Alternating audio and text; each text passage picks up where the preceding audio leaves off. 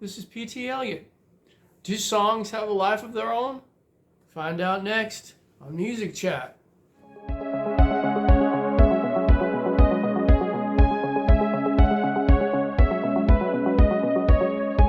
Hello again, this is PT Elliott, and welcome to my channel. If you find yourself enjoying this video, please like it and please subscribe. So with the death of Sinead O'Connor this past week, I was thinking basically of how much that song she recorded, Nothing Compares to You, was played. It came out in 1990 and it was just everywhere. It was the most played song of that year. I can think back to exactly where I was when I hear that song. It makes me remember people who have passed on. I always think of my friend Scott when I hear that song, Nothing Compares to You, because he was a big fan of Sinead O'Connor and he used to make these mixtapes, of which I have one here. Oh my gosh, a mixtape. I must be from the Stone Age, you know?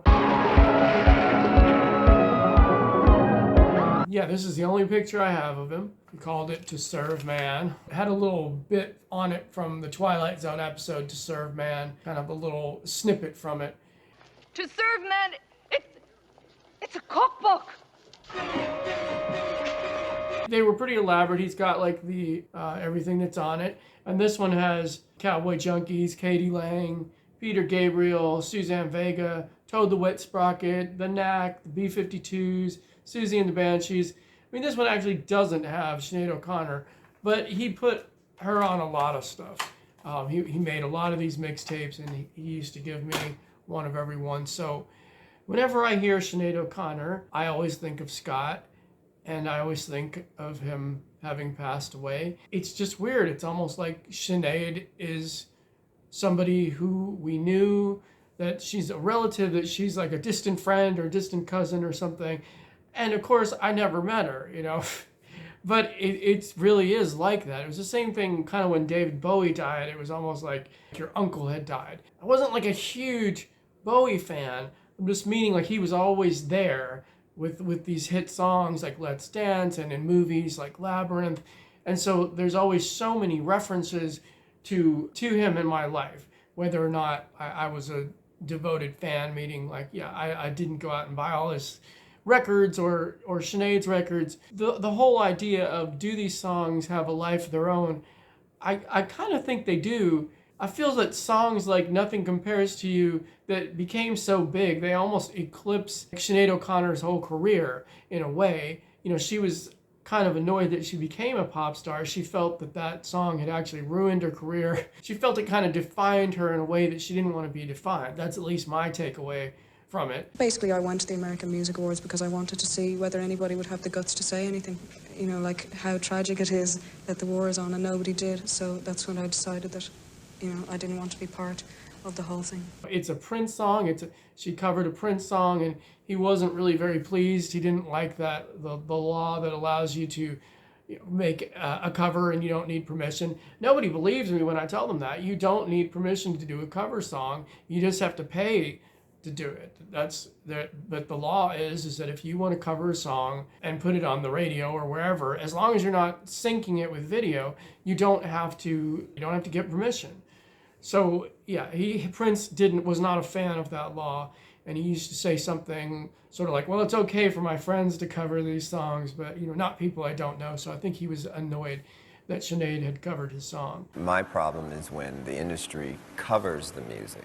See, covering music means that your version doesn't exist anymore. A lot of times people think I'm doing Sinead O'Connor's song. Right. And Shaka Khan's song, yes, when in fact I wrote those songs.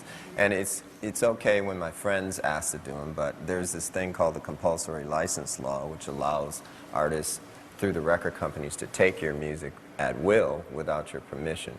And that doesn't exist in any other art form, be it books, movies, there's only one version of Law and Order. Further to this whole idea of that songs have their own life, I kind of touched on this in another video that I had made where I talked about Gary Newman with his song Cars being probably what he's best known for, and I got lambasted by an angry fan of Gary Newman saying like, oh, well, you're saying he's a one-hit wonder and etc. And I was like, no, that's not what I'm saying at all. I mean, I know Gary Newman is a musical genius, and he has this huge body of work, and he's pretty much never stopped putting out albums since that time. So many people know that song. It's like I was in Walmart with a friend who's 26, and that song Cars came on, and he's like, oh wow, man, this is a great song. It's a great song. And I was like, well, you know who it's by? He's like, no, but it's a great song. Even a 26-year-old who was not around in the 80s knows that song Cars. A lot of people don't know who Gary Newman is, but they know that song. They don't know who did it, but they know that song. The song literally has a life of its own. And I feel that way also about the Eurythmics with Sweet Dreams. I think that song Sweet Dreams pretty much is so well known that it totally eclipses everything else that they did in their body of work. And that was a song that their record label didn't even want to release. They said at the time, oh, it's just one long chorus. Why would we, release this song? It's just, one never-ending chorus.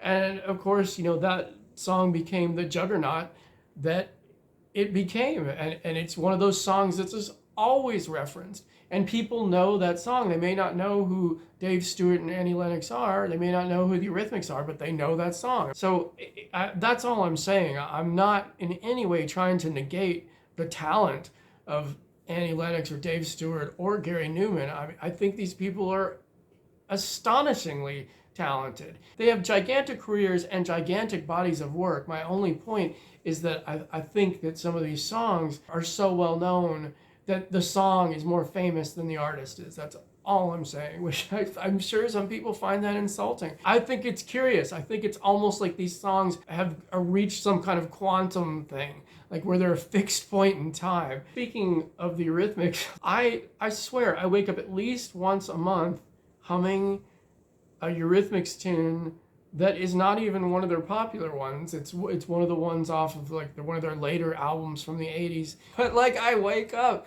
with this freaking song in my head, and I'm totally humming it, singing the lyrics in my head. And I have not listened to that song, I kid you not, in 20 years. Because the Eurythmics in the 80s were pretty much my favorite band. It was all that I listened to for a time.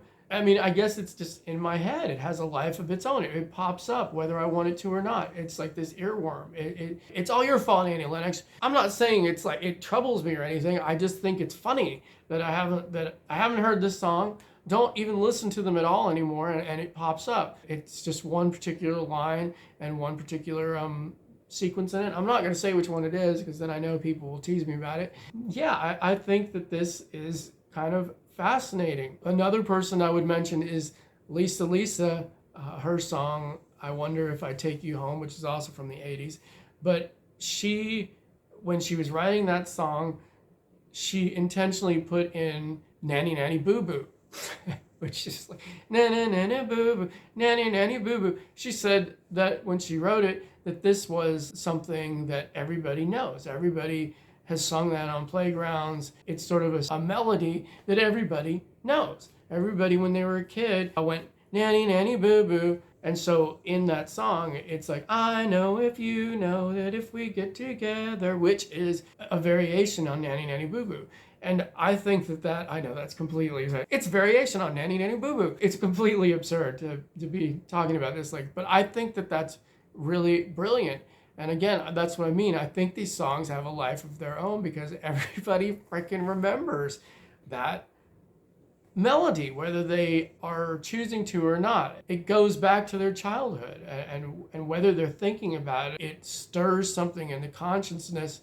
You don't know that you're associating with it and engaging with it, but you are. This is really fascinating, and it was something that just struck me with Sinead's death this week, and I wonder what everybody else thinks about this. If you have any comments, please leave them in the comments and I will try to answer them.